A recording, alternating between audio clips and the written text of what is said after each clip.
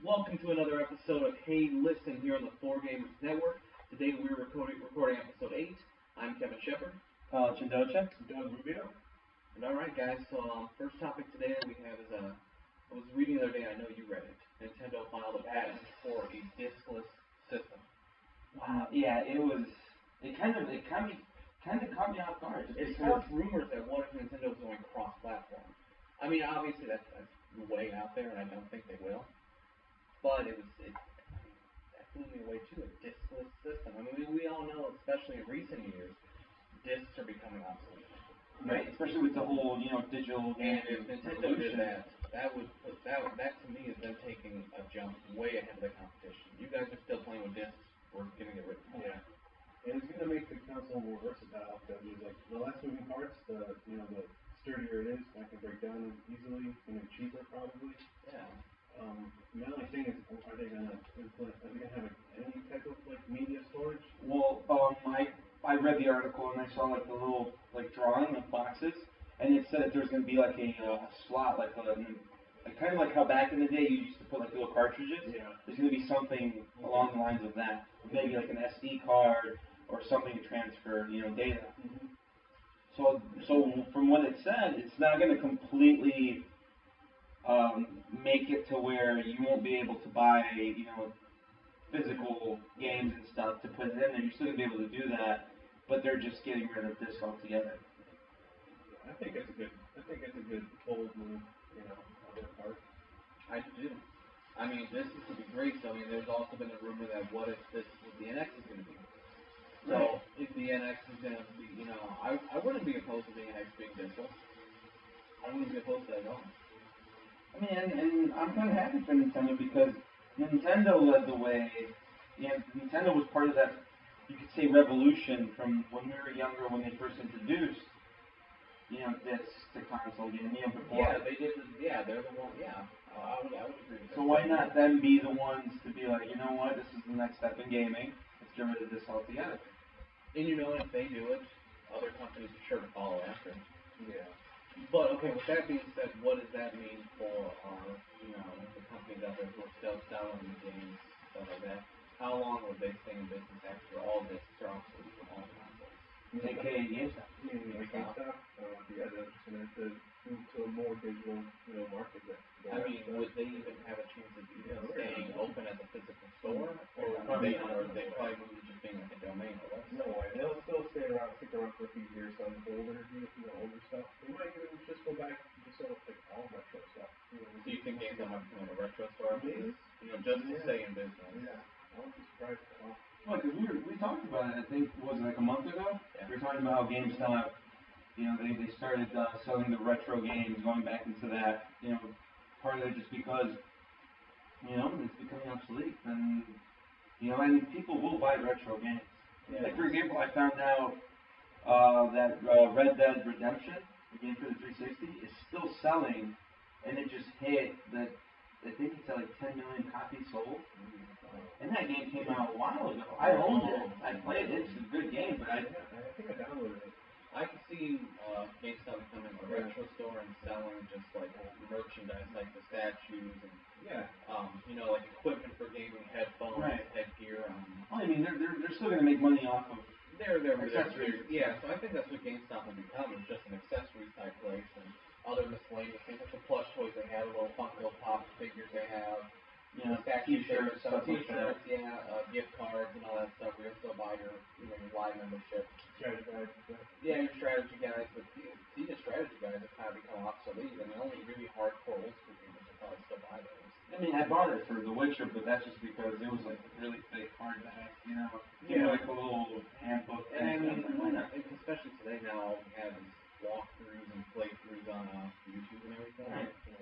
Strategy guides became obsolete a while ago. Because I went to GameStop to buy my sister a game. I bought her Alien Isolation for her birthday, and I walked in there, and I kind of noticed that, especially for the Xbox One section, there was probably as much digital games being advertised as there was physical. Pretty soon it's going to be all digital. Yeah. Because now people are getting to a point where they can buy games online, and they can also renew their memberships online too. They don't have to go to the store. Yeah. Yeah. That's I how know, I I still like physical games though. No, yeah, I prefer physical games. Collecting. Oh no, I do too. I love collecting, especially for the box art and stuff like that. Especially Yeah. back in the day when they had hand-drawn box art. Yeah. And just having it yourself, like it's yours. You know, as opposed to if you have the digital copy, you know, like Sebastian said it a couple of weeks ago, you know, if you're not like the 360 did it, they changed it. I think I don't know, you probably know better than I did, but if you weren't online, you wouldn't be able to play the game.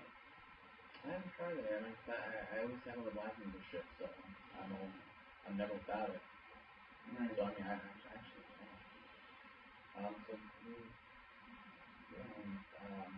discless is coming. There's no doubt about it. I mean, I wouldn't. Because I know we talked about this. Do we foresee Nintendo? I mean, not Nintendo, PlayStation and Xbox making another console in the next 5 or 10 years? Do we foresee that happening again, or do you think this is it? No, I think they'll make another console. So okay, if we do get another, It's not another console. They might create like a second gen. Like you know how the 360 came out with the slim version. yeah, They might do something like that. Well, I wouldn't be surprised if between now and the next time we get a new console, somewhere in between, it'll go discless. That way, when the new console comes out, it'll already be like that. There's still a market for Blu-ray movies though, and Xbox. Well, PlayStation and Xbox want to be like all in one media center. Yeah. And to do that, they have to have Blu-ray everything. So I think Blu-ray's gonna stick out probably one more generation. And then, Because then by then probably Blu-ray is probably going to slowly disappear, just like the DVD. I feel like it'll be a point where it'll be like you can get Blu-ray, digital Blu-ray. you could, but it's not instant quality technically. Like, especially like some theater buffs and want to have it as much quality as possible. Blu-ray still is better than over the internet. Okay. For the most part. Alright, so we'll get next. So next, and I don't know how you guys feel about it, but so it all started off with an interview. They announced that they're going to make a sequel for Wreck-It Ralph, which I think is probably one of the better, video game-based movies ever created. Yeah. But they were interviewing the director, and they asked him, for the sequel, do you guys plan on bringing in more well-known characters? Like maybe Mario or Sonic. Yeah. And he did his best job, like not confirm it but not deny it, because he didn't want to get in trouble with the companies or whatever. But he welcomed it. And then so they interviewed Miyamoto about it. Miyamoto actually went out and said, we are definitely open to any movie adaptations that any studio wants to come at us with any of our characters. Okay. So we could see potentially another Smash, Mario Brothers movie or Sonic or Zelda. I think Zelda would be a tough movie to make for adaptation. That's one of those games that doesn't really touch. Metroid I could see going into a live action movie because it's sci-fi itself. And that'd be insane. I think Metroid would be definitely right. Mario Brothers, I don't know if I should be touching it. If anything else, just make it like a Pixar type of That's right. They keep it right. And no live action. If you get real people again, I don't want to see that. I mean, you fucking took Mario and all of a sudden he just walked into Jurassic Park and right. Fucking Yoshi with a damn velociraptor. He wasn't green in any way. He was just scaly. He wasn't even cute. That thing was like one of those things you'd look at and like kill it with fire. Right. I'm supposed to ride that? No, thank you. Good. And then what the fuck was up with Bowser? Yeah.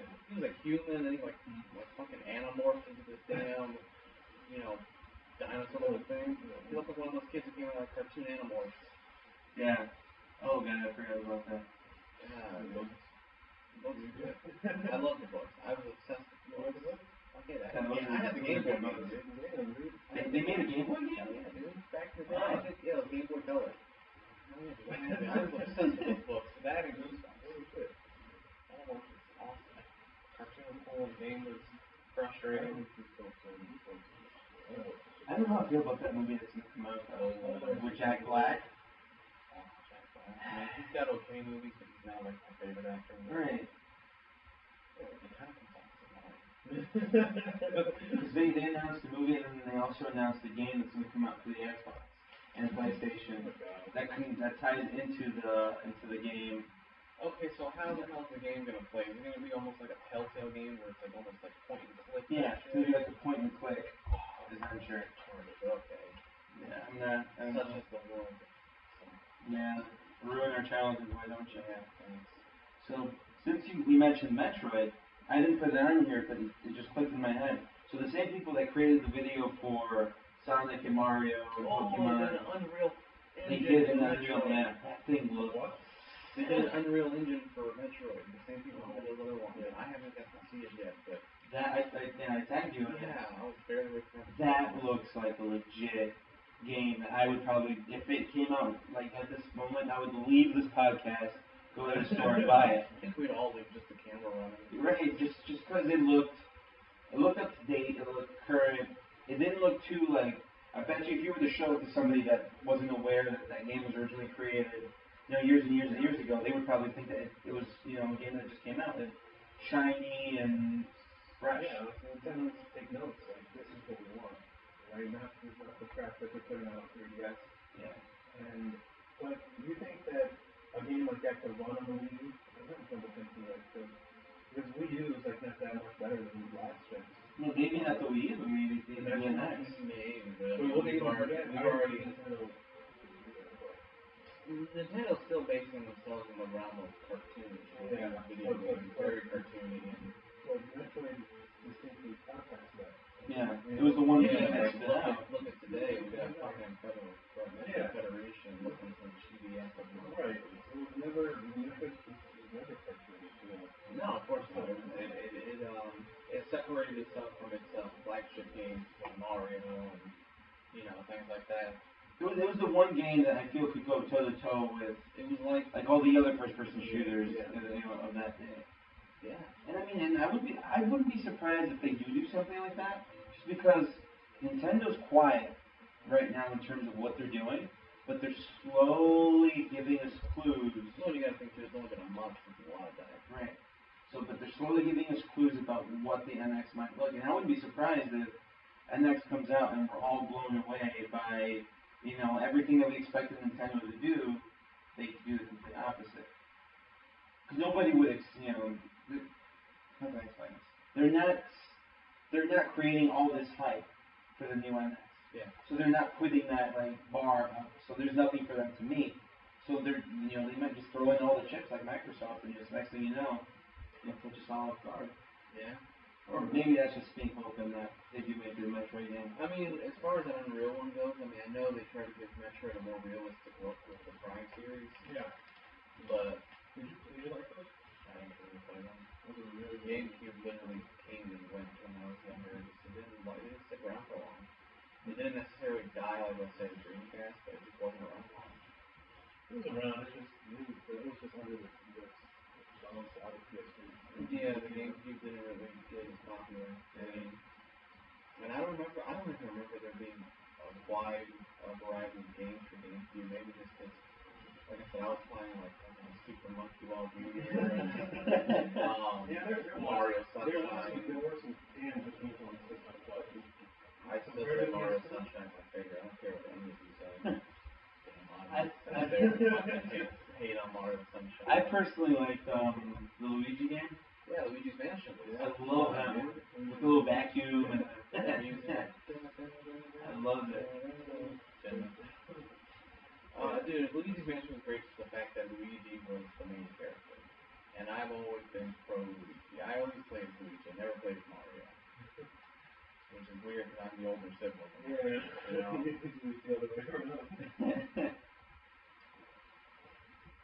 So, finally, after, all these talks about Batman and, all the failure and stuff, so they're finally announcing that the patch is coming. I feel like Batman's already so far down the drain at this point, it's like, here's your patch. Yeah, I was going to wonder what your guys' opinion was. Could they save themselves if this patch that comes out next couple of weeks, because it's already in testing phase, so they're going to release it. My thing is, okay, console players for Batman are in love with the game. Right. It's fine.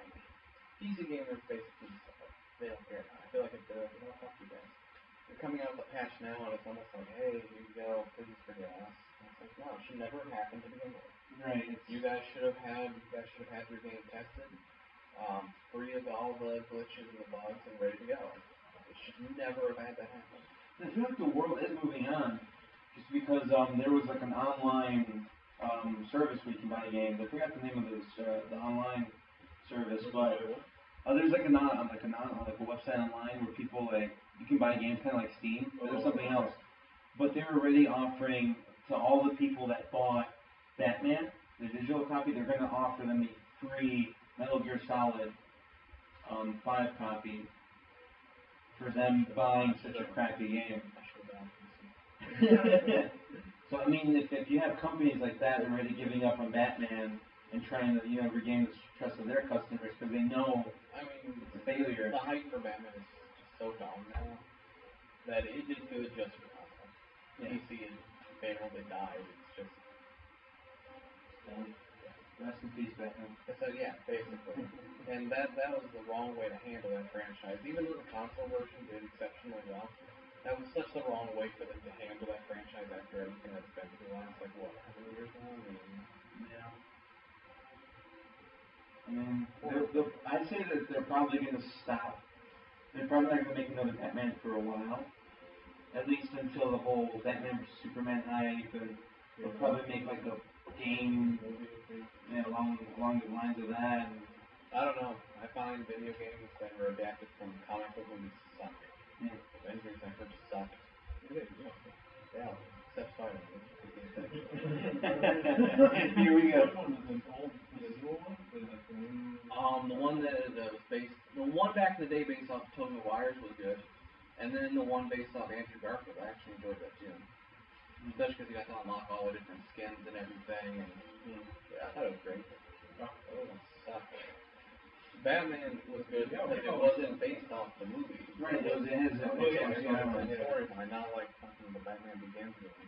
You guys played the old comic book games, like X-Men for regular Nintendo? I played X-Men for Super Nintendo.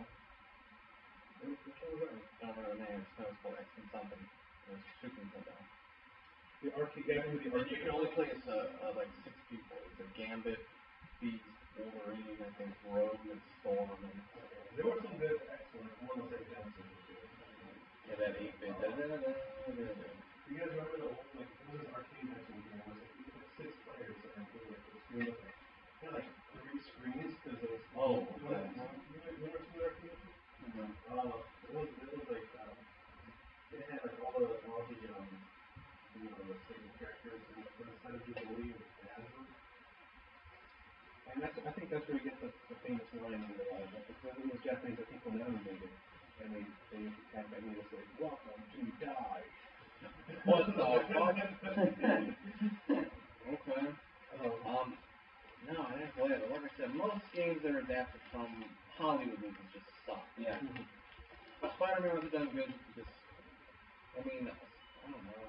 Spider-Man's always given you the freedom to go around the city, you really feel like Spider-Man. And they don't really follow the damn movie.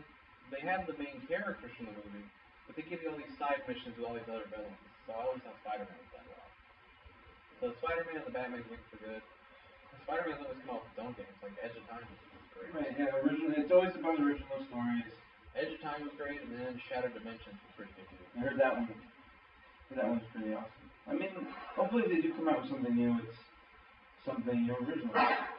But, I mean, because remember we saw the leak for the potential Superman video game by Warner. Oh yeah, the one that never came to be. So I mean, if they do, hopefully it's original. He's alright, but he's not my favorite character in the world. He's just kind of boring. He happens to. He's very OP, yes, and I'm still salty on him. that one. My thing is, like, he should be just as strong as any of the other people in this race, right? Yeah. I guess technically it's like a super race of people that can deny OP. It's like they're saying. Yeah. The Superman has like 10 transformations. Are they inherently like that? Like his people? Are they all good? No, his people were a warrior race. Okay. His father was a scientist that was against war and fighting, and that's why he sent him off. But General Zod was like the right-hand man to I'm just basing it off of the movie because the movie actually like went more into depth. Like they had like the first 15 minutes of the movie was taking place on Krypton. That's the whole part of it about them comes to At the beginning. You can expect it sometime. You can just put Goku instead of Superman, and it'll be like kind of even more. Yeah. I mean, if Redbox had it, I would have seen it, but I don't think Redbox doesn't anymore. I'm not paying like $20 to watch it. I think it should have been a long time ago. Yeah, because the movie came out what, like last year? I feel like it'll get on. I feel like it'll come on Netflix. Oh, on DVD now. Maybe probably just. I feel like it'll come. Right? I feel like it'll come out on Netflix around the time Man of Steel. Not Man of Steel. Batman Superman. Yeah, it's not going to create the hype for it. Here, watch this because in the trailer we obviously saw. Yeah, because in the trailer we obviously saw Bruce running towards the building, and that's the building where in the first movie they were destroying everything. So I'm pretty sure that'll create the hype. Like, see what happened. So, what's next? So Street Fighter 5, they're going to create something called a stress test. Because remember how I said it last week that they were slowly releasing small parts of the beta. So now they're going to release the whole thing again, but not to everybody that was originally signed up for it. So they're going to do like a small region or something. Okay. And they're just going to see how that goes with that number of people on the server. And if that goes well, then they'll do full on releasing it. Okay, just so it doesn't crash again. Okay, that's smart. Okay. Because every online game, even a fighting game, is going to crash. Yeah, no need for them to release it again and then go bad again. Cause that's going to be bad for the company and for the franchise itself. Yeah. Definitely. So, Xbox announced their backwards compatibility could potentially go as far back as the original Xbox. Yeah, that would be cool. Yeah, play some original. I mean, I didn't really get to play the original Xbox. At first, I was so turned off by it just for the fact that one of the very first games I saw was Bomberman X, and Bomberman looked like some mutated ass Iron Man. and I saw gameplay of it. It was the same format as Bomberman when you play multiplayer, but you had this dude with this giant claw, and he was like all armored up, and just I was like, what the fuck is this? This is not Bomberman. You're all PS2 that generation. Yeah, PS2 was my thing. That was my thing. Yeah, PS2 and a little bit of GameCube. Yeah, but it was all PlayStation. I mean, I'm excited about it. But when I read the article, I sat there and I thought to myself, like trying to remember games I played in the original Xbox, and if any of them stood out in my memory to be like, that would be a game worth playing, I can only come up with 2 games, and that's just the Star Wars Knights of the Old Republic 1 and 2. Because I don't clearly remember, like, I mean, I'm pretty sure if I like Google it, I'll see a couple of names and be like, okay, that was awesome. But nothing that's going to make me be like... Since I never played it, I'm just kind of meh. Cool. I can't think of any. Right now, I can't think of anything that I want for backwards compatibility on the Xbox One. Just for the fact that the game's my 360. I don't really picture myself going back to them all that much, just because I beat them. And it's like okay. Because there's some games I have, I'm like, I'll beat it a few times because it's great to play. But then you have other games you're like, I beat it once. I don't want to go back to it. Like, like Metro 2033, I'm never going to play it. Yeah, 90% of games out there, that's what it is. Like, you play it once and, unless you have a game like The Witcher or... Yeah, that's one of those that you want to play over and over again. Yeah. Or even, like some of the Batman games, I played them more than once, just because they were that good, the storytelling was that good. Yeah, like, I wouldn't be surprised if next week Sebastian comes back and tells us, because last time he was here, he was like, oh, I'm really playing Witcher 2 for the 3rd time. Watch, he comes back, oh, I'm really playing it for the 6th time. It's those type of games that, definitely require playing it again and again. But other than that, I can't think, especially if you go as far back as the Xbox. I don't know if people are really going to want to play old Xbox games. I mean, there's going to be a few, but I don't think it's going to be super popular to where people are, like, demanding old Xbox games. Yeah, because, there weren't that many that you want to go back and play. The only one I can think of... Not on the original Xbox. It was still in its infancy, Halo 1, but that's where... But they really did the... Yeah, they made up the remake for that, right? Yeah. So like I said, it was still in its infancy. So now Halo 1, what else can you go back and play? Like, can you do anything? Just the Star Wars. Morrowind, isn't it a run on PC too? Well, yeah. I can't think of anything. Yeah, that's really my Right. I think that's. I don't like that decision. I feel like it's them. I feel like it's a desperate move just to want to stay on top. And Well, I mean, I feel like it's more or less them just saying, this is how good we are at backward, like how advanced we've come backwards compatibility. I get the sentiment. You can run a freaking 15-year-old console, emulate it on your current. I mean, it's not that hard to do. I get the sentiment of what they're doing. I get it, but I just don't think there's a demand for it. Yeah, and that'd be more impressive, like I said before, if it was true graphics sometimes. There What's wasn't next? optimization. PlayStation, Right, and then we recognize it. PS4 and let's play PS1 games. Yeah, well, yeah. There's a lot of PS1 games I play. Yeah, because PS4 can't play anything backwards. No. Not. PS3 at least can play PS1 and not PS2. Right. Unless you got like, There's a shit ton of PS1 games I when you play. first got the PS3, though, when first came out, there was a model. I think there was a model that could play all the PS2 games. And that was There was one game on PS1 I used to play. It was like Road Rash, I think. The old motorcycle game. And it was really cool. Dragon Ball The Ultimate Battle 22. Which we got into a weird conversation with that one, where I got it. yeah. And where I obtained that copy.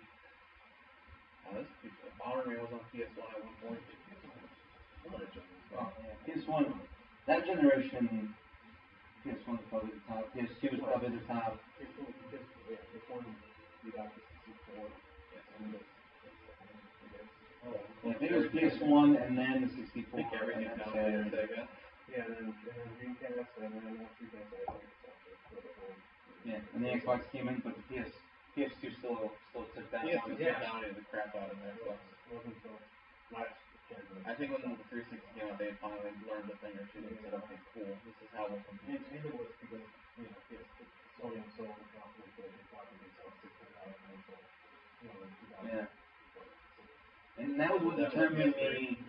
That's what determined me to get the 360, because I was undecided between the 360 and the PlayStation. But then when I saw the price tag, I'm like, why am I going to spend like $600 on this when I can just get this that I'm more familiar with for less? The Xbox 360 was what, 250, 300? Yeah, something like that. Not 600 for a PS3. Yeah, it Looks like my jump to Xbox would have been inevitable. So. was meant to be. Yeah, as soon as I saw there's some 360 games, I started playing. I used to control them. I like this game. I can't go back to PlayStation. I like this now. Especially with that new controller that came out. The one that's all customizable and shit. I mean, it's expensive, $150, but I am gonna save me some money and I'm gonna get me that controller. Cause that thing is, yeah. Yeah, they got this like crazy customizable controller. I forget, like you probably know more about it than I do. So it's like it has like, so you can customize the buttons. Like you can change like the thumbsticks. It comes with like a little like manual where you can actually go on the Xbox and like change like invert the buttons or whatever. And then change like the bumpers, and then like in the back there's like these like 4 paddle buttons that you can like put in, take out, decide what they do, and there's like a little switch in the front that says A, B. So like say if you're playing Street Fighter, you put it on A, so you have your own special like button configuration for that. But then you switch to Call of Duty, so you just flip the switch over to B, and it completely changes what every button does. That's cool. That is fucking awesome. I like that. Interchangeable buttons. I don't see, especially in town, I don't see Nintendo ever doing something like that. I don't know. Nintendo never gave us controller and they're fucking 50 buttons. Which one? Fucking N64. I think it had like 12 freaking buttons on it. Yeah. Yeah, you had your top 2 triggers, then you had that back Z button, and the 4 yellow, the A and the B, and the start button, and then you had your D-band, your analog. You essentially needed to grow another hand right here and then go for it. Yeah, some games are pretty tricky. So, the one hand in your middle right here would control that, and you just get that. That's essentially how that controller was designed. They must have had like some mutant creature. Look at it this way. Thanks to that controller, I think our generation learned multitasking. Yeah, because before it was just 2 buttons. Sometimes you look at these newer generation kids and they can't multitask. They put out the analog first though, along with the D-pad. So they were innovative. Yeah. And then Sony came out with the dual, analog and then standard net. Which on PlayStation, the D-pad didn't even ship after a while. It was literally analog. Yeah. The D-pad, I think, was after after a while, it was incorporated to like bring up like menus and stuff. Yeah, that's cool. I've always seen the to interchange, like change weapons, like the up D-pad is for this, maybe just to change certain things. I know when I played Devil May Cry, that's what it was for. Devil May Cry 3 and PS2, you move with the analog, and I think you change your weapons with the D-pad. And then also, I think it was the first one to do four player port. Yeah. I mean, that's where Smash really got it on. You know, Mario Kart. Now you can have 4 players instead of taking turns with each other. You know, that's great. But yeah, it's 64 games and 12 buttons. The Rumble Pack. The Rumble Pack is still my favorite, just for the fact that, I mean, I got to play my fucking Pokemon Yellow on my TV. You know, I mean, you know, and when I found that out, I found that out via a strategy guide when I was a kid. You know, play Pokemon on your TV. I'm like, oh my god, what? I don't know, the little screen. Oh god. And then I convinced my mom, my brother's dad, to buy the damn thing. I'm like, yeah, don't you want me to play Pokemon on my TV? You see, my thing came with, which game was it? It was either Pokemon Stadium or Hey Pikachu. One of them, the little pack came in the box with the game. So I didn't know what it was for, and I'm just staring at it, and then when I found out it was for Pokemon, you know, the Game Boy, I purposely convinced my dad to go, because I didn't have a Game Boy, I never had a Game Boy, so I bought a game just for that. And that's how. Yeah, I bought this game but don't have a Game Boy. So what you did, yeah. Yeah, so I had like the cartridge or whatever, but I'm like, yeah, I even like lied, I'm like, you paid extra on this game for this, and this is useless. So we could go buy the game so that way you don't waste money in the first place. You know what? He just laughed. Right. He laughed at me, and he still bought it. Nice try. You know what? I'll buy it for effort. But yeah, so when my parents bought it finally, and I hooked it in, and it came up on the TV, and I was like, this is just great, because now I got this big controller that I can play with, even though literally just use A and analog. But it was still great to play it on my TV, louder, bigger. It was so innovative for Nintendo to do that. And they tried to do the same thing with the GameCube with that add-on. Yeah. And I never had to buy that. It was cool. But I liked it.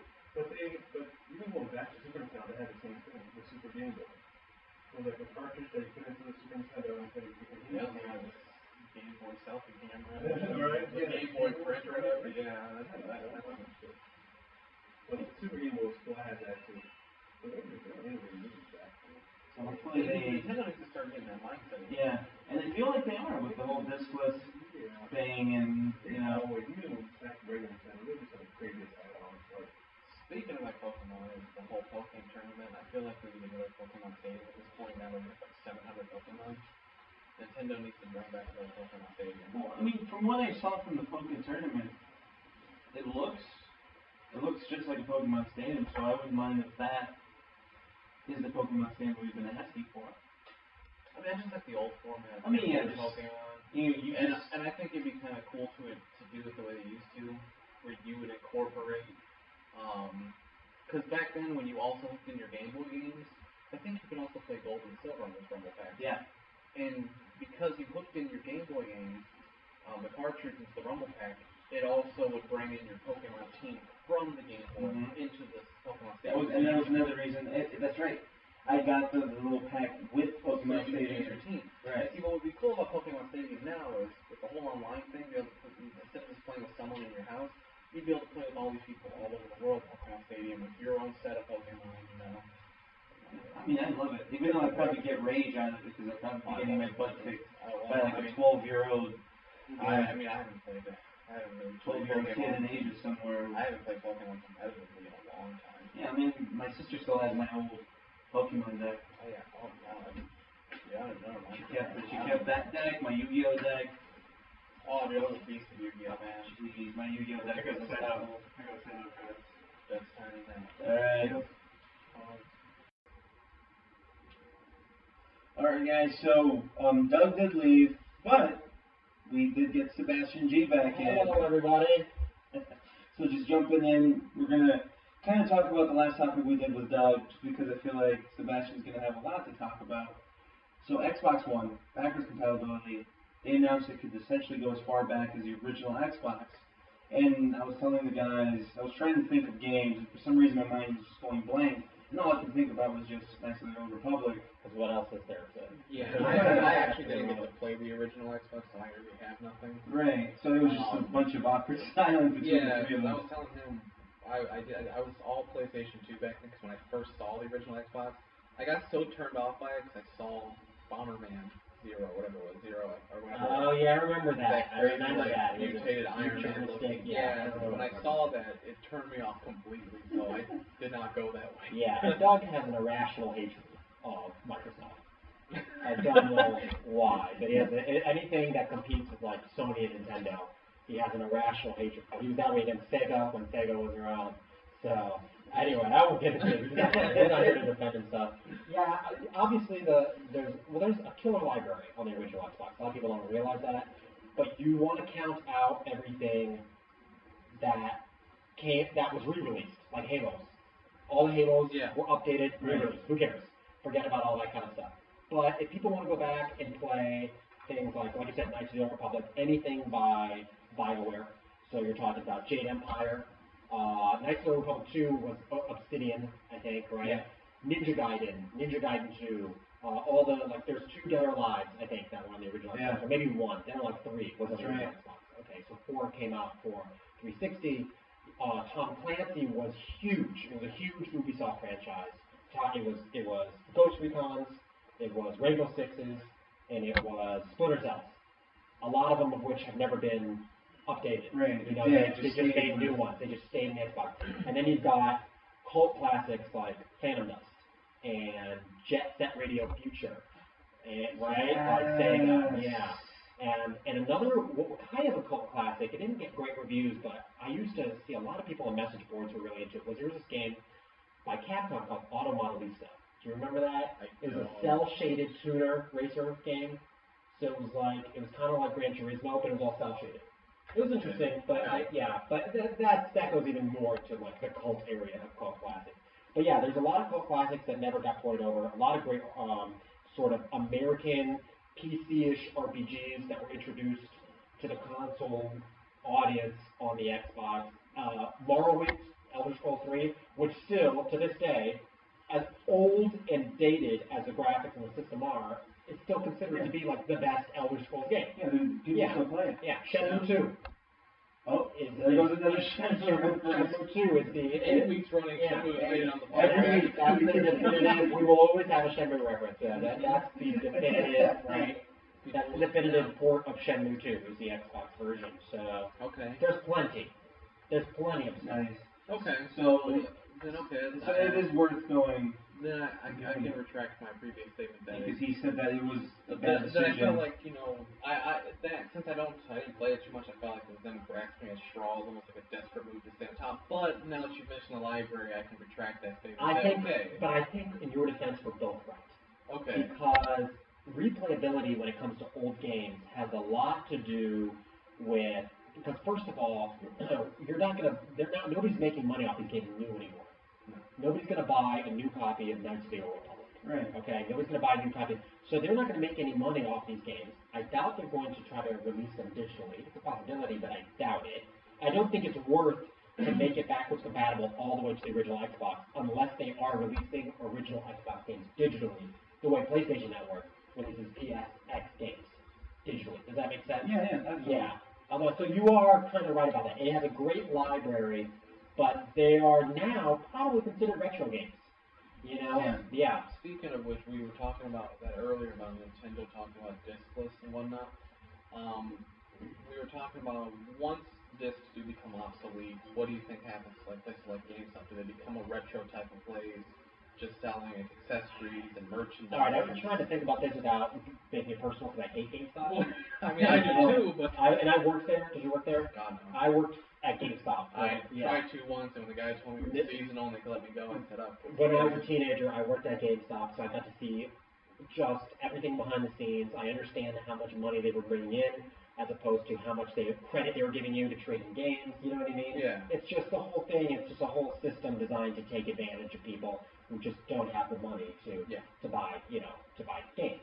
So I would not mind seeing GameStop, to borrow a term from KOTOR, wiped from the face of the galaxy. Wiped its red Yeah, because me and Doug will say, after discs are obsolete, I could picture GameStop becoming a completely retro type place, only selling retro games. Either that or just becoming an online. Or becoming the online source. If for they became games. an online store, but if they wanted to keep a physical store, I could picture them just making money off accessories and headsets, merchandise, like their Funko Pop figures, their little plush toys, their T-shirts, their stuff like that. statues of figures they sell. I don't know how in touch GameStop is with the yeah. gaming community. I feel like they're not that in touch. I feel like they're too corporate I think it's to just really know. here's the game, buy money. Yeah, and then it's like, and now you can get exclusive, right? Play exclusively as the Penguins, you know what I mean? Well, Executive assistant, right? That's what they were trying to do never with heard of it when before. I pre-ordered the new Star Wars. Hey man, you want to drop an extra $20 to get That's always exclusive, annoying. It's always annoying. Yeah. Yeah, because they actually were talking about buying an Xbox One. Yeah. And I'm like, yeah, dude, I want to do a layaway on your pre-owned one. They got well, that only happens once in a while. If you want, you can pre-order a bundle, Madden. I'm like, I don't do sports. You want to pre-order Halo? I'm like, I never got into Halo. Well, yeah, they're really good. I'm like, yeah, I know. Yeah, that's okay. That's what I said. I said, you also get a terabyte of room. That's okay. I mean, yeah, no, they're trying to find the gamer that wants everything. And the people that work there are the only person of the whole staff that worked there that didn't blow 90% of their paycheck on new games. Like, they had to have everything that came out, even stuff that was terrible. That the reviews came out, they were terrible, mediocre, weird stuff, you know what I mean, that you'd never heard of before. Just awful, awful no-name titles back when the market was saturated with that stuff. You know what I mean? It was PlayStation 2 and Xbox were dominant. This was before 360 and PS4. Yeah. So they would grab anything they could get their hands on, bad RPGs that came over from Japan. Just because they were desperate to grab on anything. Yeah, I haven't. I don't blow a lot of money at GameStop no more. I pre-order once in a while, and then I'm pretty much set for the year. It's usually just that one game that I'm really looking forward to. Yeah, and you want to get it on release. Yeah. Yeah, for me this year it's Black Ops and then WWE 2K16. I put Star Wars in for my brother. We were talking about this, I'm not fond of the Battlefront this year because there is no single player. Right, we talked about it last week. Oh, there's no single Battlefront player strictly Battlefront online.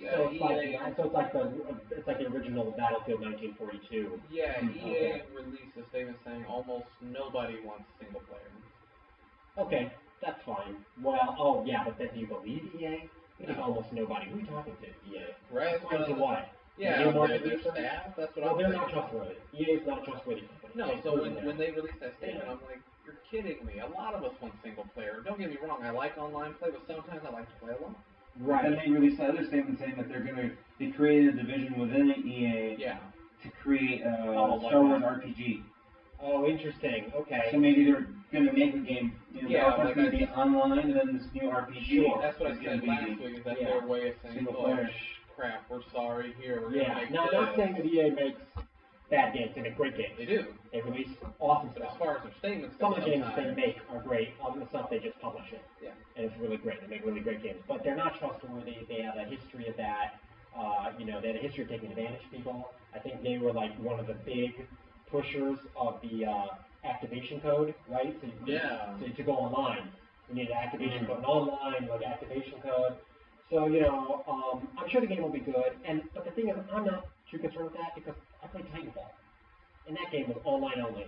Yeah, it was fantastic. Okay. It was awesome. Did you play Titanfall? I didn't get to. I almost bought it the other day. Okay. Take it from somebody who's, jump on it. Okay. Now, if you like Call of Duty, Titanfall is, in my opinion, much better than Call of Duty. Okay. Much better. Definitely. Yeah. And it's been by the guys who made Call of Duty. Yeah, I saw it for like $16. I got a coupon right now. It's like buy 2 get 1 free. So I was gonna buy 2 games. Yeah, they have it at Target for like $20. What, Titanfall? Yeah. Yeah. Is it like the definitive edition? I'm not sure. It might be. You may want to find out if it's like the legendary definitive edition. If it's not, I was gonna do that. My brother wanted the game, so I was gonna do that and Destiny and get Titanfall free. Oh, you get it free. But you know what? There's 9 maps, additional maps for Titanfall that you want. Because everybody's on them. I know you told me to stay away from Destiny just because it's super online. If you don't have people to play with it's impossible to grindy, right? If you don't know people that play it, there's certain missions that you can't do without. Yeah. So people. yeah. Okay. I would check the marketplace to see how much Titanfall costs digitally, because they will give you the definitive edition with all the maps, probably for the same price as it is. Yeah. But yeah, so I'm not too worried about online only Star Wars. I mean, I haven't took it off my pre-order list just because the gameplay I've seen looks really good for Battlefront. Especially now you can fly the TIE fighters and fight in the air and all that It looks great. It does. I think it'll be a great game. I'm not concerned with the big. I mean, I got the deluxe edition because the guy convinced me. It's my brother, and he's like, "Yeah, dude, get the deluxe edition." I'm like, $70, $80, bro. But okay. During the 360, I'd say like when 360 was a few years in, I had every game for me was like it better have single player and it better have multiplayer. Unless it's an RPG, or something like spec, unless it's a Dino Raider or something like that. Better have great single player, better have great multiplayer. And they tried to do that, and some games did it brilliantly, like Gears of War. Yeah, and then other games. But other games, just the multiplayer was terrible, or the single player was bad, and the multiplayer was good.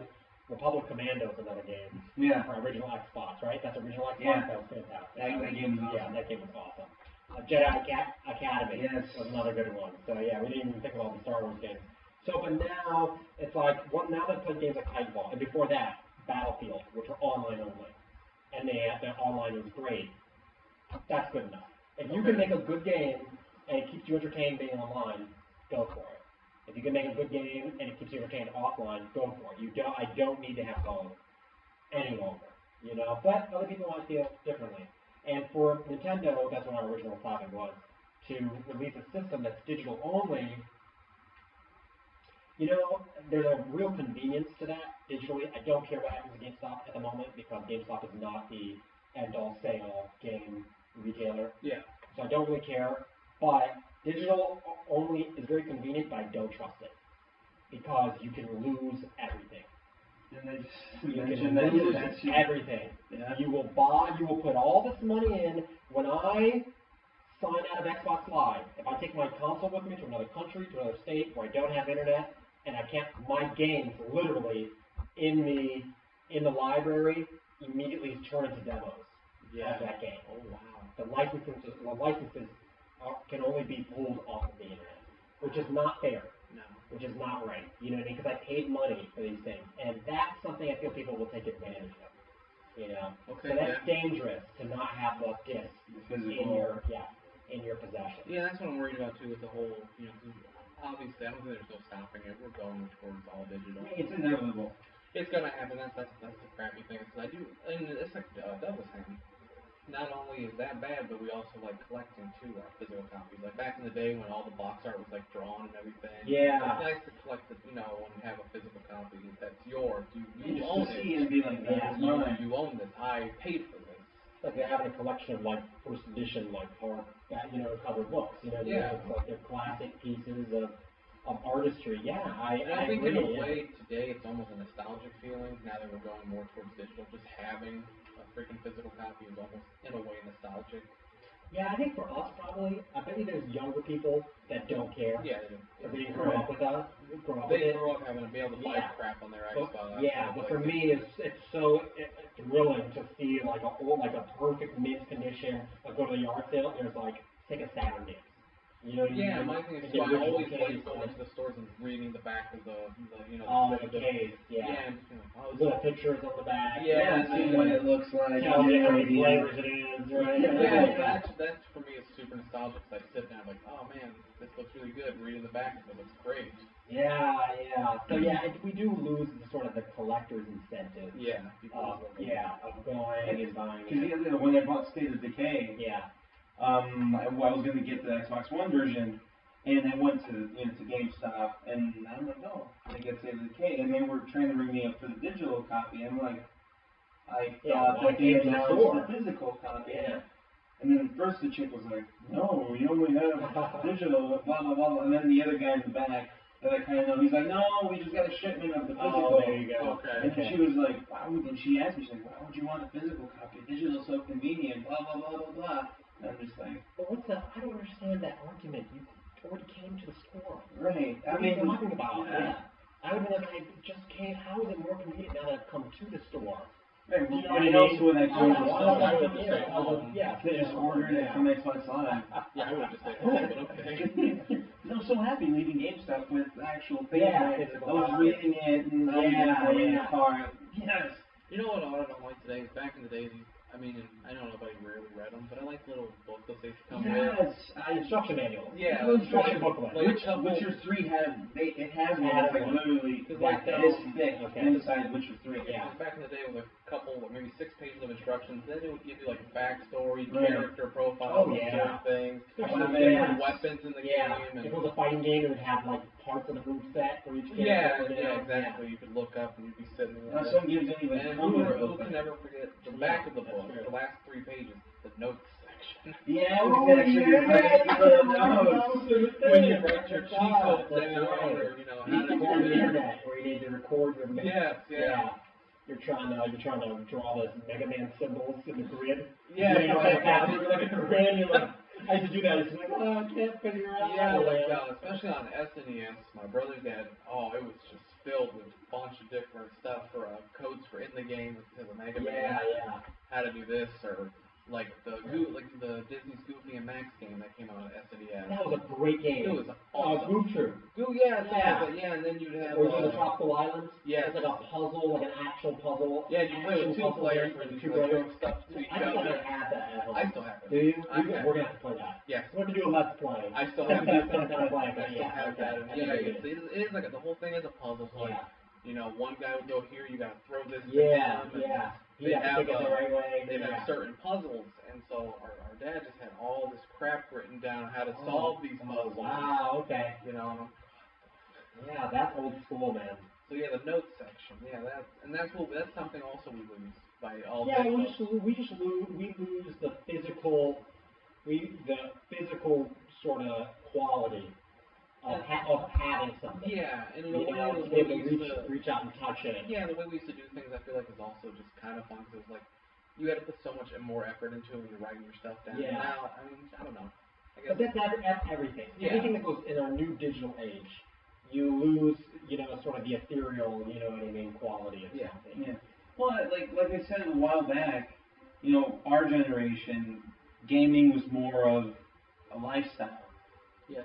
So we were, you know, we were For the one that's gamers. mainstream. Right, Today- you know, the note taking, we were so dedicated. Okay. Now, Today's this more of a generation, trend. it's just More- like a hobby, More just of a like, trend today. yeah.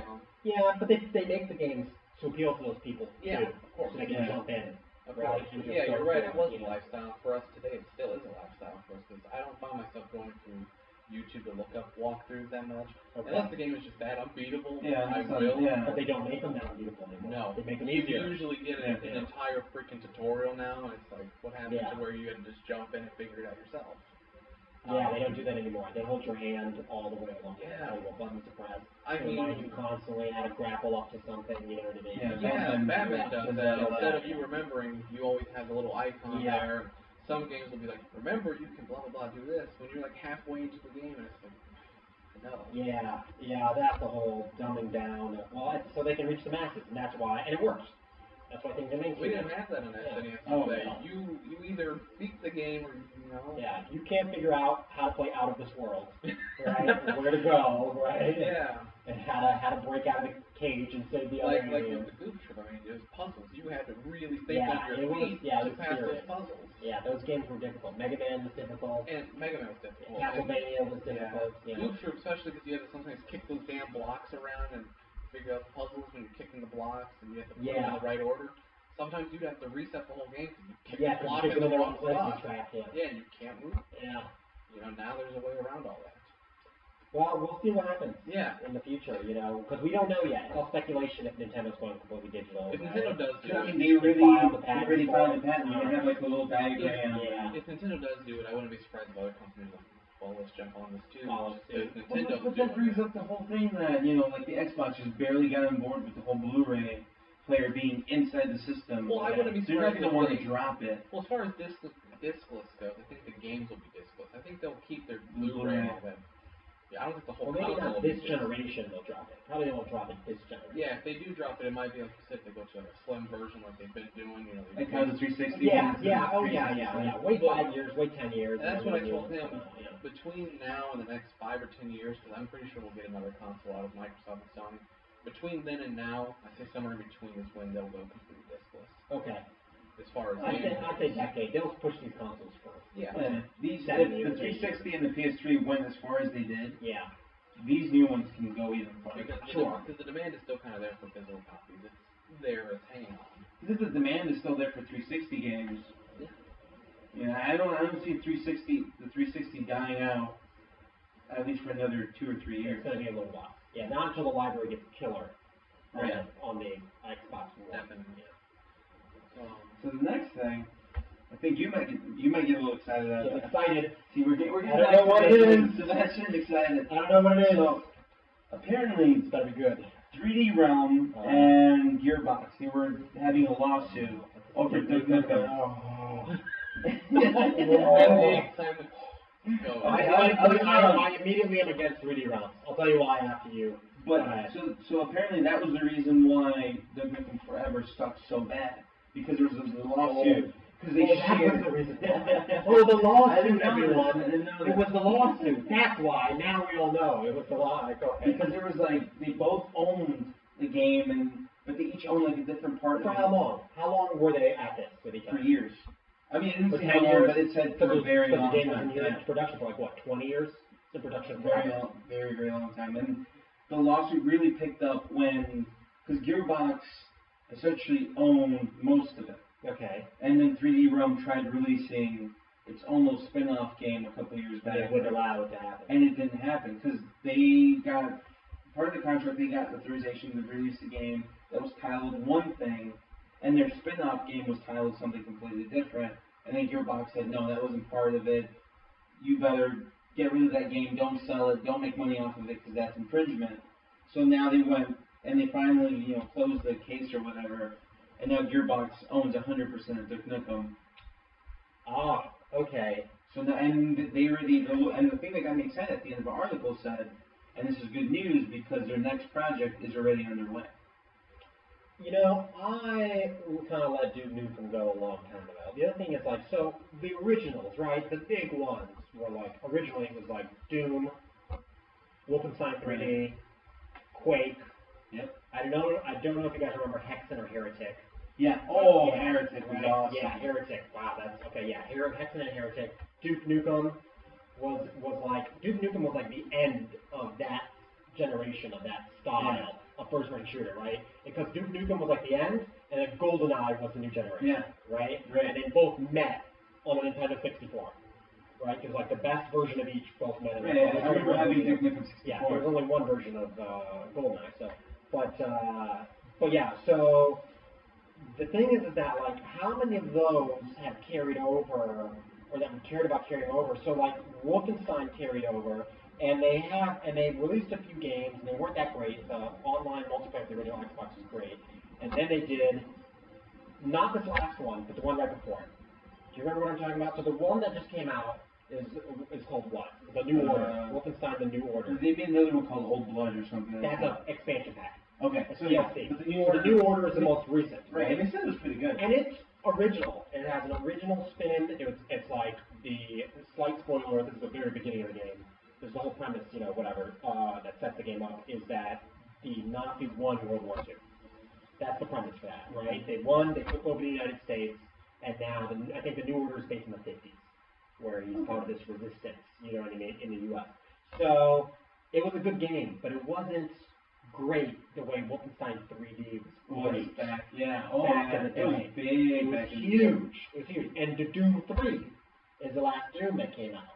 Right. And that was a good game, but it wasn't great the way every Doom before it. Right. Doom they tried doing something completely different. Doom was great. Doom 2 was great. Final Doom was great. They were all great. And then I feel it's the same. So then you've got Duke Nukem, and the last Duke Nukem Forever was awful. Yeah, So okay, we'll give them a benefit of the doubt and say it was because they had this struggle between Gearbox and 3D Realms. great that 3D Realms is out because they could never get their stuff together. There's some interesting documentaries about them online where they just blew all their money on like drugs and strippers and all that kind of, and that was why they're partying nonstop off of their success from the original Duke Nukem. Yeah. So they could never get it together. So it's good that Gearbox got a hold of it. But the thing is that Gearbox also did, oh man, I'm going to get this wrong. No, they didn't. Bethesda did Wolfenstein. Right? I think Bethesda owns Wolfenstein because they own Wolfenstein and Doom. Yeah. Yeah. Okay. Okay, so... Because I don't know about Gearbox, they did Borderlands? Yeah, so Bethesda is a proven development house for first-person games. Whether they're first-person or first-person shooters, Elder Scrolls, Wolfenstein, the new Doom. I mean, you can tell Fallout, huge, right? Yeah. Stuff that's already come out, right? Fallout, that kind of stuff. Gearbox is a weird hit-and-miss factory. Really weird. They either really hit or they really miss hard. And so Borderlands is their only real big, right? Successful franchise. Yeah. So I mean, with that being said, I mean, what do we expect for another? If they're doing a Duke Nukem, what do we expect? Or what do you expect from this? Well, the thing is that Gearbox released this Duke Nukem, and it was terrible. And if they must have thought it was going to be good enough for them to make money off of. They must have, I imagine, must have believed that. Because it costs money to go into production. Yeah. I mean, they did make somewhat money, because, I mean, there were tons of fans waiting for it to be Yeah, made. I think that. I mean, I don't think they made, like... I don't think they made a bunch of But money. it costs a certain amount of money, right, to like make a video game, and if you don't, and then produce it, put it on the... And I think any substantial amount of money they made was just because, oh my god, first Duke Nukem in 15 years without the gamers really knowing what it was. So that's probably where they bought it, just people going out and buying it. We should look it up, because I'd be surprised if they lost money. I think they lost money. Okay. I'm really confident that they must have lost money making that game, and maybe a lot of money. I mean, look at Fantastic Four, the movie that just came out. Oh, God. They lost like millions of millions of dollars. The new Hitman movie. Good, I'm glad they I am so disappointed that movie lost that much money, man. You know what? I'm glad Hitman failed because it's a fantastic franchise. It is. That they didn't give enough respect to bring it to film properly. You know, and you know, they always bring some unknown. You always know they're cutting corners when they bring some unknown Eastern European cast. You know what I mean? Because that's what the film does. If they go over to Poland, they go over to Romania, and it's cheaper. You know, it's funny too. So we just talked about this. How most, I don't know, we're talking about how comic books that get turned into video games, like Hollywood comic book movies turned into video games suck. But I guess that goes for most video games that are adapted by Hollywood. They kind of end up dropping the ball. But this Hitman, the movie's based off Absolution, the game. I know it is just for the fact... That's the last one that came out. Yes. Okay. I know it for the fact that the trailer's all like, Hitman's talking to the woman, you're just like me, that's what I want you. Absolution, you're trying to rescue a girl who came from the same program Hitman did. The same way the movie's doing. Through Absolution. So I'm sure they borrowed certain They did borrow certain... but who's the actor that plays him? There you go.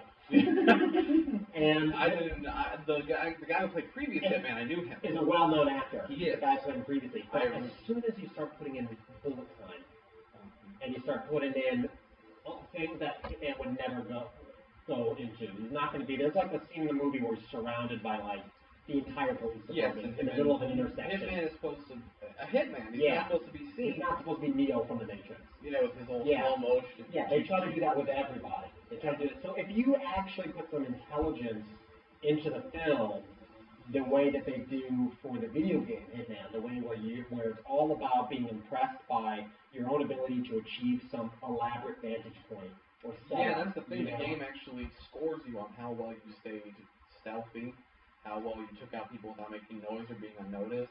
Yeah. The game scores you on Oh, yeah. And that's where the fun comes, because you actually have to be strategic in how you take out people. Yeah. And I've seen my brother play. He gets all into it, and he finds all these vantage points, and it's all about being a hitman.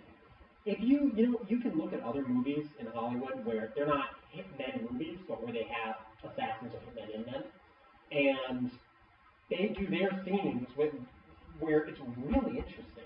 Really interesting. If you ever seen like Jack Reacher, you ever seen that movie? Yeah. You saw it, right? Yeah. When the guy shoots his targets from the parking lot, right? Yeah. And the way that he sort of the way that they break down the whole murder mystery, of how he randomly mass murdered a group of people with a sniper rifle to cover up one that was legitimate. Very Hitman. Yeah, you see what I'm saying? And then look at a movie like Shooter with Mark Wahlberg. You ever seen that movie? Yeah. And the way that they set stuff up like that, the way that they really are able to hold your attention with sort of the world that is assassinating people from a distance. But then you're taking like Hitman and they want to make it all super like action packed. Exactly. Michael Bay. It's like what they did to Resident Evil. It's like what they do to. Which, speaking of which, they also announced along with last week. You know how I mentioned the game. Resident Evil. They also announced the next movie. Yeah, will be the last one. The next what movie? Resident Evil movie. Thank God. We actually were talking last I don't week. think we've had a Resident Evil movie yet. I'm just waiting for them. And that's what I hate about those movies is they didn't take from the source material. It's this whole different world. And, and you talk about taking shortcuts. I mean, I think they did the same thing because when Resident Evil 4 came out the movie, I didn't see it, but the trailers they brought in Leon. Never seen the acting before. You know, here's the reason why it's good when games and movies, when they're not made up to snuff, fail. The reason why it's good is because then it makes room for the people who are legitimately talented in making those to come in. Yeah. We had to wait through a bunch of horrible Marvel films in the early 90s. And when people finally gave up and were like, well, we can't do anything with Marvel, people who knew they could took people over. who actually have a background in knowing this stuff. Exactly. And, said, I have a passion for this. Let me take the reins. Batman and Robin, Batman Forever. Yes. We had to wait through that before they were like, I actually kind of enjoyed we that. now made this franchise worth nothing. We'll let that out. Worth nothing. We just lost our subscribers for that. So, and the same thing with games. In-game movies. They go bad. Nukem goes bad. Maybe Gearbox will pick it up and make it now that we're good. talking about movies we mentioned last week, Guillermo del Toro said he's never making another video game again. Yeah, but he gave a weird, like, I'm cursed. You know what what I mean? Albatross. Yeah, an albatross. Yeah, like every time I touch a game, I told the guys last week, I think it's just like... THQ was already doomed. Yeah. Long before he even went on board with something. Poor decision. Yeah, that's it. Maybe just sucks at picking the right list. Yeah, it's poor decision making. But also, speaking of Resident Evil, we talked about last week, the next game is going to be the last one. So what's the next game? It's going to be 7. And it's going to be the last one, like, in the franchise in, like, this time period? I guess so. At least for this. In this current storyline, it will be the last one. Okay, great. Because, again, once you start butchering stuff, because the last few have gotten weaker and weaker. I think after 4, 5 was horrible. I did not like 5. 5 was I liked 5. Did you? Okay. I didn't love it. I liked 5. 4 was amazing. I just felt like 5 you couldn't play correctly unless you had someone with you because the AI was horrible. Yeah, 4 was the last great Resident Evil. 6 was only good. I mean, partway was good. I liked Leon's story because it brought back the slow-moving zombies. Okay. It was very reminiscent. Okay. Chris' story was good just because it was very dramatic. Okay. I didn't like Wesker and Sherry's story all that much. Okay. I But, like, Chris's whole thing was like a Call of Duty. It was. Yeah. And the only thing I didn't like about that game is how you jump in the stories. The zombies changed. Leon's was very old school. Yeah. Chris's all of a sudden had the mutated zombies, and it just kept jumping. And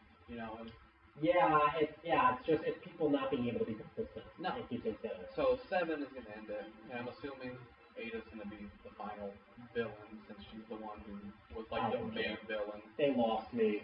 Well, that's why I'm glad they're finishing it. Because that's what I was saying a couple podcasts ago. Sometimes you gotta know when to end a freaking franchise. Yeah, you can't keep milking it because then you ruin it. But if you can beat it into the ground enough, like they have, then eventually you can let it rest, and somebody talented will come in the future.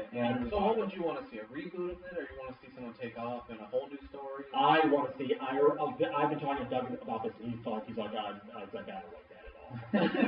I would love to see, because he would love to see the cast of Resident Evil get together with the cast of Final Fantasy and go on an adventure together. He hasn't said that. I'm attacking him behind his back while he's not here. And he's probably listening to this at some point at work. So he'll know.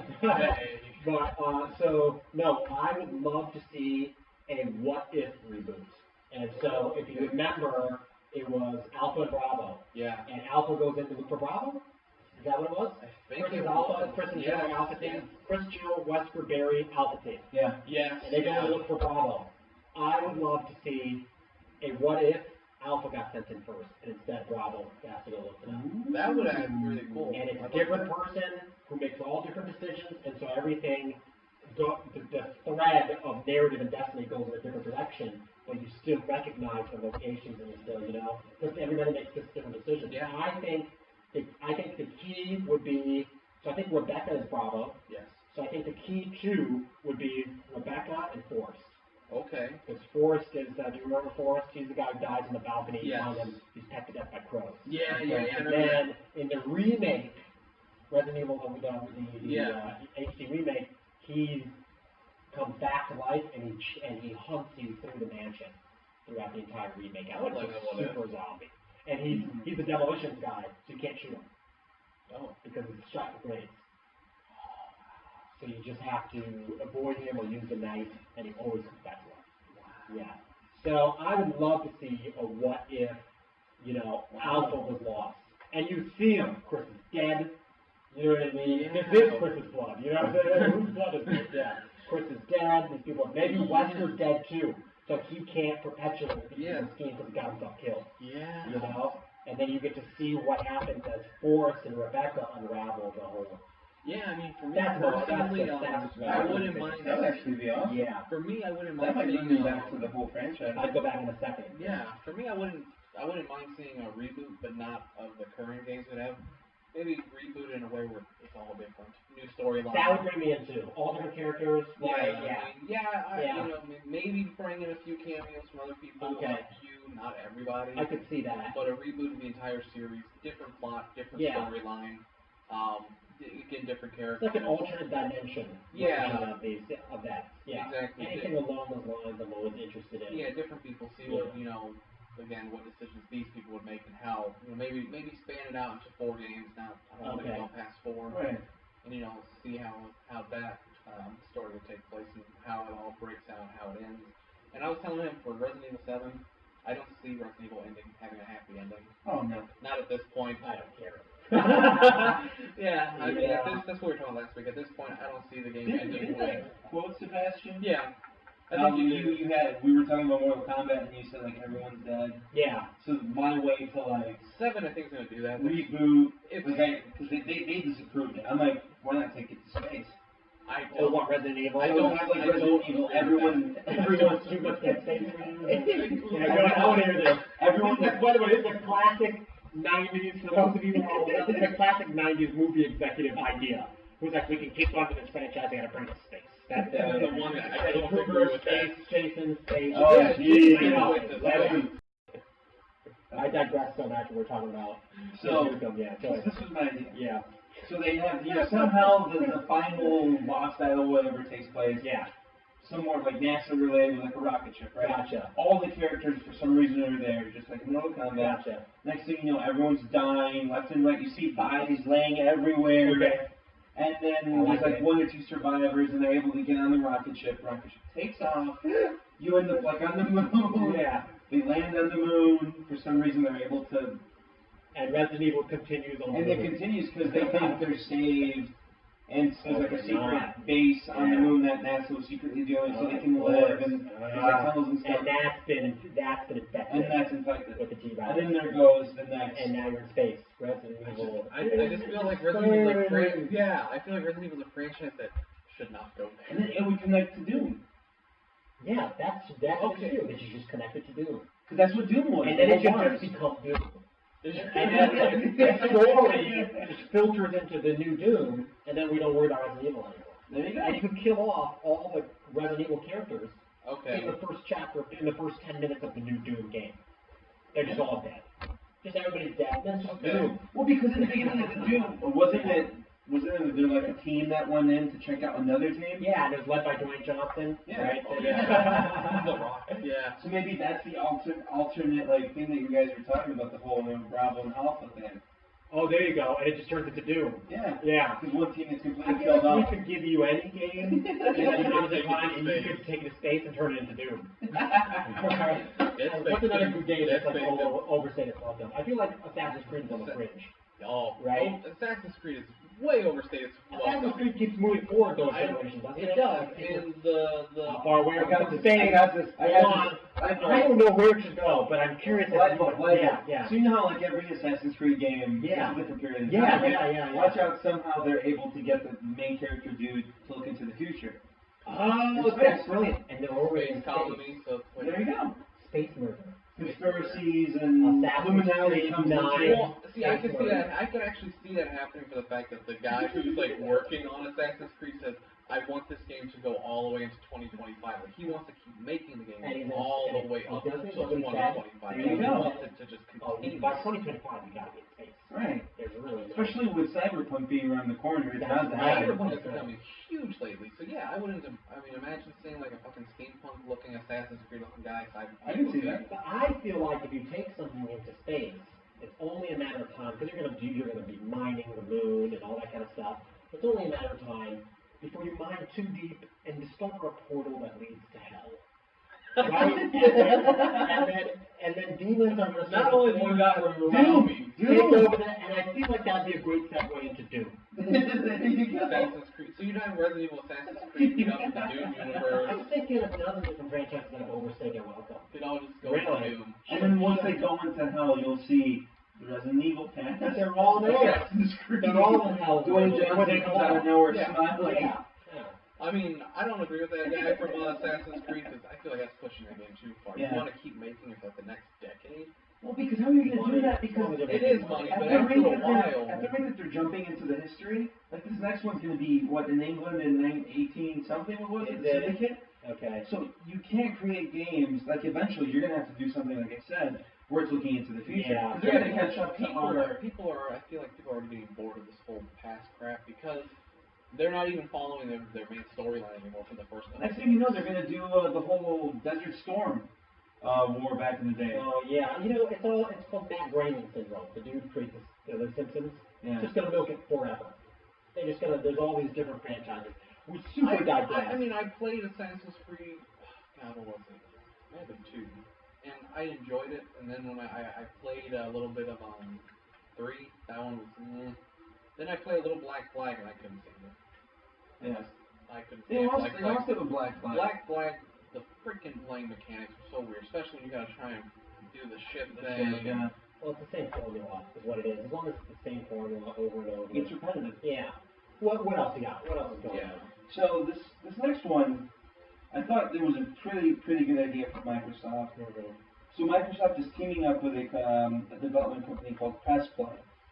And they're gonna create a new game, but they're gonna give fans the ability to choose what project they're gonna do next. So essentially, Microsoft on their website, they're gonna put 3 options, and people can go and vote whether it could be an open world multiplayer construction game, a multiplayer action survival game, or a first person co-op dungeon crawler. And they have like little trailers of each project. And people can go and vote. This is very intelligent because you're crowdsourcing your opinions. Yeah, and then with that comes you're essentially actually listening to their audience and giving their audience what they want. Right, and by involving them in the sort of development process, you build stronger relationships. And it gets them on the hype train. It does. Because everybody's, you know what I mean. That's what people have been investing time and energy into trying to get them to perform. Yeah. Like, so you build stronger bonds with people because when it comes down to it, so we're going to work on this game. You're going to have a bunch of people saying, I voted for that. This is great. You know, I helped with that decision, and now I'm going to get something that I really want to play. Yeah, I think it's a really great idea. You can't ruin it. Capcom did that. Capcom was doing a great job at listening to their fan base during the 360 era and the PlayStation 3 era. They're doing a great job. People were talking about, we want another Marvel vs. Capcom, we want another Street Fighter, we want re-releases of these old games, we want Tekken, we want all this kind of stuff. But the thing is that you can do that, you can give it to them, and people like me will be really happy, but you can lose money. And Capcom lost a ton of money because they started to get into areas where their crowdsourcing was just starting to be pulled from like the hardcore fanatics. You know what I mean? Everybody else wasn't super interested in Street Fighter Cross Tekken. You know, guys like us were, and and not everybody was interested in Marvel vs. Capcom 3. It sounds like they were, but they didn't make a ton of money off of those games. I think they might have maybe even lost some money. Only Street Fighter 4, I think, was the only fighting game that made money. Yeah. Only Street Fighter 4. So you got to be careful. It's a delicate balance, you know. And before I forget, just quickly going back to Duke Nukem, I completely forgot because you brought me. I never finished. So Duke Nukem actually made a profit. Oh wow! What did they make? They sold almost 500,000 units, which was more than what they estimated to begin with. And I think that was just because people were just hyped about it. And in that month, they said that they were the second top grossing. Yeah, but now was it January? June. What? And the only game that sold more than Duke Nukem was that one game, L.A. Noire. L.A. Noire. But it came out at the same time? No, L.A. Noire came out way before Duke Nukem. My thing is with we saw how fast Duke Nukem's price tag dropped. Oh yeah. So I mean, it was like I think maybe 3 months after it came out, that sucker was at like $16. But again, and now I go to GameStop, I sold it for $4. Yeah. But then again, like you said, there's so many people. Yeah, it's just oh my god, another Duke Nukem. Let's screw looking into it. I'm just gonna buy it. And then when you get home, oh crap, I bought this from GameStop brand new. I can't return it. I bet you 80% of the people that pre-ordered and were there waiting for it were people that were like in their 30s or 40s that played it. It's reasons like that I'm very careful with my pre-orders. I like buying pre-orders because I can return them. Because I had a run-in with GameStop and it pissed me off so much because I had bought Dragon Ball Z's Ultimate Tenkaichi and it sucked horribly. The game mechanics sucked. Everything sucked. I literally took it home. 10 minutes later, I walked back to GameStop because it's that bad. What came out right before Tenkaichi? Budokai 3? I think so. Which was really good. Yes. I remember. See, what happened with Ultimate Tenkaichi? Unusually good. Ultimate Tenkaichi freaking let us in because you can create a person and a story. But the game mechanics sucked because you couldn't just throw a Kamehameha. You had to fly away into the blast of range. Okay. So it's like I have to stop my fighting, fly back, find the blast range, then. So that was horrible. I brought it back about 10, 15 minutes later, and the guy's like, "Oh, you're back. Forget something." I'm like, "Yeah, it's money." Yeah. I said, "Dude, it's horrible, man." You know. And he's like, "Technically, I know you just bought it, but since you already opened it, it's technically pre-owned. You paid $60. I can only give you $10." Holy terrible. And I'm like, "You're joking." He's like, "No." Say that GameStop. You paid $60. I'll give you $10. If you get it back today. Here's the thing. And I'm like, dude, I took it out of the set. I said, look at this. That is not real. Because it's their store copy that they were playing. That's what they do. They take home the store copy of the game. They're allowed to do that and play it and then still sell it as new. Yeah. Used game. Yeah, and I'm like, dude, this is not. It's not. You can't consider this pre-owned. I said, I just bought this from you 10 minutes ago. Well, it's open, so after something becomes open, it's technically pre-owned. Yeah. So I can give you $11 in store credit or $10 in just cash. I'm like, just give me the fucking store credit, okay? I'm not going to keep this garbage yet. I lost $50. Let's assume Duke Nukem is still popular enough of a character to draw people in. Then you still have to rely on if Gearbox makes a good game. Gearbox just made they did had the Alien license, and they made an Alien, right? Was it Isolation? No, before Isolation. Oh, Colonies. And it was horrendous. Oh, yeah. I heard about that, yeah. It was a huge failure. See what I'm saying? The last good game they made before Borderlands was Brothers in Arms. Yeah, if they made a really good Duke Nukem, do you think we could see like a really, really good Duke Nukem? Do you think we could see like a breath of life for the franchise of Duke Nukem? Oh yeah. No, resurgence for it. Anything's possible. I mean, if they did, because I'm reading the article that says, this was back in July 14, 2011. First month sales for Duke Nukem Forever in the U.S. totaled 376,300 units, according to research from NPD. Those sales were second place behind Take-Two's L.A. Noire, which took the top spot in June for a second month in a row since launch. Running at the top 5 was Infamous 2, LEGO Pirates of the Caribbean, Legend of Zelda: Ocarina of Time 3D. But it doesn't say if Duke Nukem made a profit. Right? It says how many units they pushed. Well, there was another article that this one. They pushed enough units to make a profit. Okay. Compared to what the original was. I got time for one more. Okay. All right. Which, I mean, I think there is only one more. Oh, great. Yeah. I will return it to the ether from where you summoned it. So I mean, just quickly. I mean, there's two more, but this one we don't really have to talk much. No, I'll go ahead and mention that one now since we're talking about building relations, and I'll get it out of the way.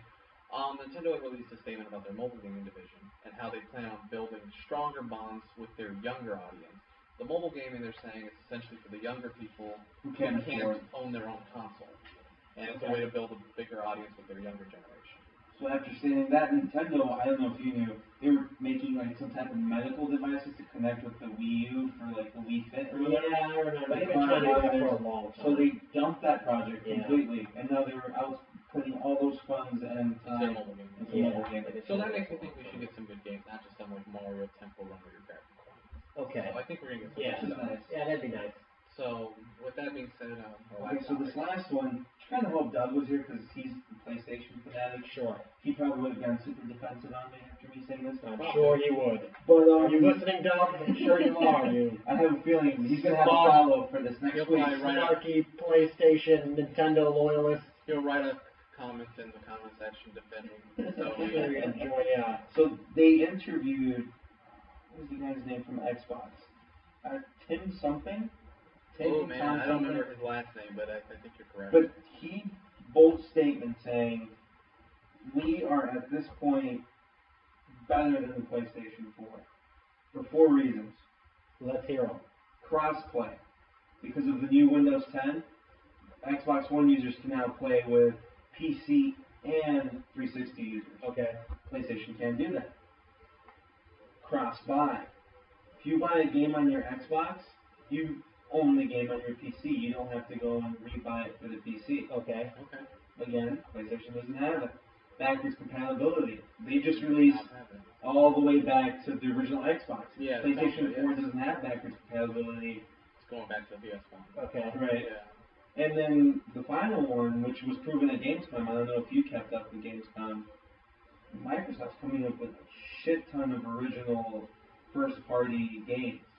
And that's why I said last week, we need our companies to have this resurgence of original titles. And then the other thing, and this article kept on also confirming it with statements from Sony. You know, they said that, okay, Sony said, we admit we're not backwards compatible. And then there was another little quote that they quoted saying, we admit our first-party games are because scarce. Sony also did a statement last week saying we want to just continue to focus on remakes. Thoughts? Yeah. Yeah. There you go. This was a good article. Okay, I want to start by saying that I don't really have a strong bias at this point in my life for one console or the other. I think they all have their assets, but in the previous generation, I was hardcore 360. Okay. Not against PlayStation. PlayStation just did not do it for me. Beyond the Uncharted series, beyond that, and God of War, I wasn't interested in PlayStation so much. I thought every other experience was superior on the Xbox. So, with that said, what is read the first one again of the 4? What's the first reason they're better? Crossplay. So PC to Xbox One to 360. Like Street Fighter 5, people will be able to play on the PC. But these are games that are going to come out that are crossplay. The ones that are out now are not crossplay yet. Not yet. So, one reason we're better for something that we're planning on doing that doesn't exist yet. What's number 2? Cross-buy, which is really happening. So if you essentially buy a game on your Xbox One, and if it's up for the PC... If there's a PC port, you also own it on PC. Well, pretty much Microsoft's saying every game they're going to create from now on is going to be on both PC and every Xbox. game Microsoft publishes. Right. How many games are those so far? Like 2? Like right now. Or something like that? So something that still doesn't quite exist yet. What's next? Backwards compatibility. Hasn't been implemented yet. Right now until the fall. What's next? The first party. Yeah. First party gaming original titles. That we plan on making. Yes. Listen here, baby. Here's why you should leave your husband and come with me. Because I'm going to buy a better car than he has. I'm going to get a better job. I'm going to treat you better than he treats you. You see what I'm saying? I get what you're saying. Yeah. You get it? So it's just, come on. It's a political rhetoric. It's like what Donald Trump is doing. Yeah. I'm going to build a wall, and then we're going to go to space, and then, you know what I mean, right? And then we're going to get jobs, and then I got $10 billion. Yeah. You know what I mean? Did you see the statement he made against Batman?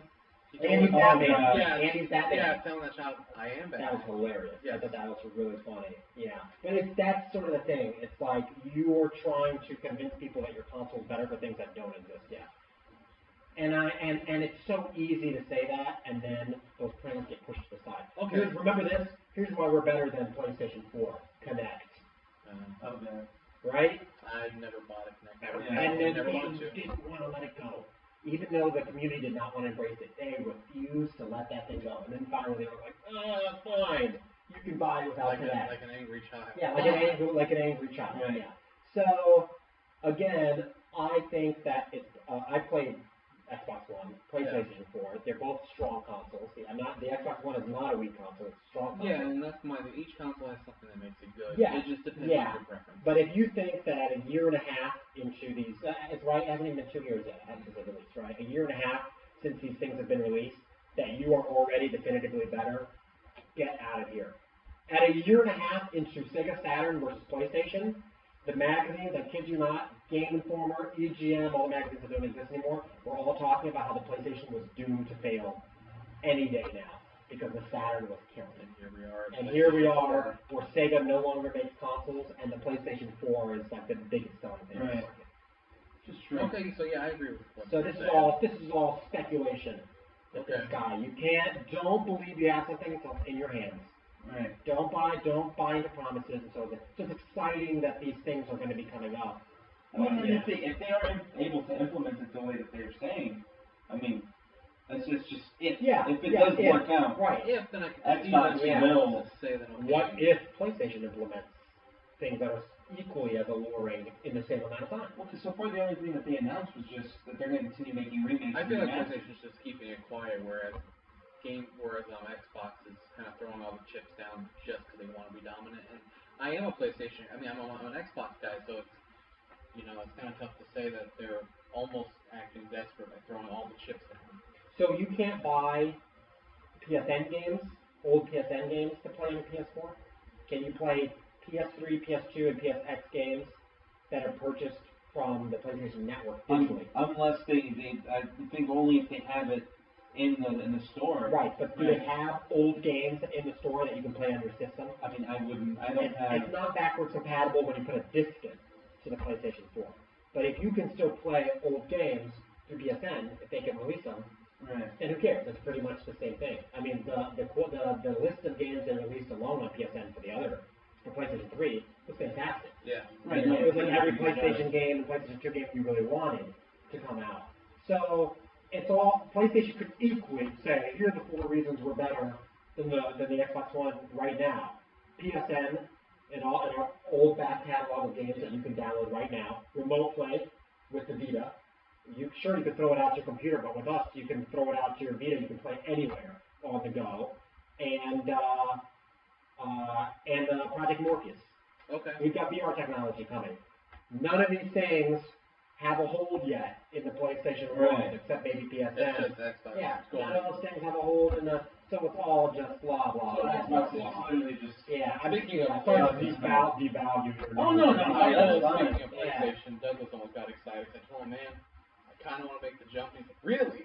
And I'm like, only because the new Guilty Gear is PlayStation exclusive. PlayStation, okay. And the other day, when Evo was going on, they had Guilty Gear, the XX A4 Plus, for $15.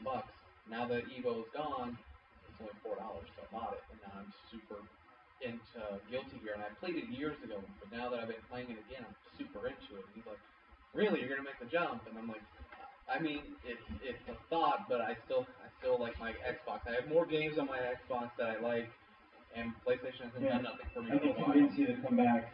Oh no, I know that. I'm sold. I think I'm sold on the PlayStation 4 as well. But I'll say this one last thing. This is the last thing I'll say. To Douglas, who I know is listening at some Hold point. on. Let me do this. He's kind of Okay. like a WWE pro. Listen here, brother. Who I know is listening. The PlayStation. I'll just come out and say this. I accuse Douglas of being the video game version of a Japanophile. So you are totally into JRPGs, stuff that whenever something is brought over from Atlas, You know you've got a problem. Whenever you've got a collection of games that are brought over by Atlas, you know that you have a problem. It's always either Final Fantasy or some well-established Japanese-developed series. Tell me what was the last American-made game that came out that you really embraced besides something like Skyrim. And Skyrim was the last thing he played on his 360 before he just gave up. Yeah. And then he switched over and started playing on the PlayStation. I challenge you, if I'm not here next week, I challenge you to open the podcast by explaining what it is that makes PlayStation so much better. Because I don't think PlayStation is better than Xbox. I don't think that Xbox is better than PlayStation. I think they just have different games that appeal to different folks. Yes. And I accuse you of being irrationally attached as a fanboy to Sony and Nintendo. There you have it. I'm Sebastian G. This is Paulo Chandosha. Go ahead. You close it. Calling you out. I'm calling you out. I call you out. Just cut a promo on you. I'm calling you out. This is the beginning of the console war. This is it. Oh, we've been at a console war. We're next door neighbors. In case you guys don't know, we've been shouting angrily at each other too. One of us is wearing like a Nintendo t-shirt, the other guy's Sega, and then it changed to Sony and Microsoft. Yes.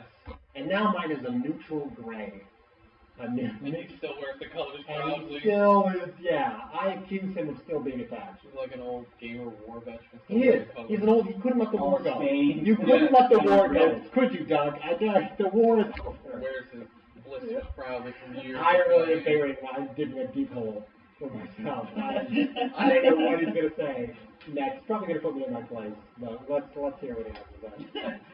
All right. So with that being said, and with infinite love and respect. With that being said, we actually did mention Pokemon earlier, and I was telling you, I was going to give a shout out to a good friend of mine who makes t-shirts. She does like all these Pokemon fusions, and we'll put pictures in of some of her work. But I put a link to her Facebook. Her Facebook page name is Katastra's Artworks, and she does amazing art. I've known her for years now. She does amazing artwork. It's spot on. The fusions are just great. Okay. And she's just, she's getting her Facebook page, with likes and all this other good stuff, selling her t-shirts. So, for the people who do listen, who are into Pokemon and whatnot, definitely check her out. She's got some great stuff. All right. I saw some of the stuff. It's actually pretty. It's pretty awesome. Spot on. I'll check it out for sure. All right, so there's more than enough reason for you guys to tune in next time. Hopefully you're here. Yeah. We will so all that be way here. we can have a good time. Okay. You and Doug face to face. Sounds good. If not, we can always Skype it. That's fine. But definitely, comment, tell us what you think about it. Tell us your opinion too, about the whole, anything that we said. The Nukem, what you guys think, or even the Xbox versus PlayStation 4. Tell us what you think. Follow us on Instagram, Twitter. Check us out on Facebook. Yeah, definitely. Just, we're always trying to look forward to. We're still getting it together. Yeah. Slowly. And I feel like with each episode, we're definitely getting more grasp. Yes. More and more. Any final thoughts, guys? I think that's about it. It's just, as the episodes keep going, we keep improving, we keep getting better, and yeah. And look forward to, I did not post a quick vid, but that's just because I was able to come across another camera. So I'm going to try and, again, reformulate the way I do it, maybe do like a play along with one of my games as I with that being said, same goes for my Apex gaming that I'll be doing. I'm still just trying to figure out the lighting on my camera, so I want to say maybe tonight I'll have a video for Paulo to edit and upload. Definitely. That's it. Just sitting made here his statements. being neutral and reasonable. Alright, so that's pretty much it. So guys, see you next time. Paulo Chindocha, Kevin Shepard, Sebastian G. and game on.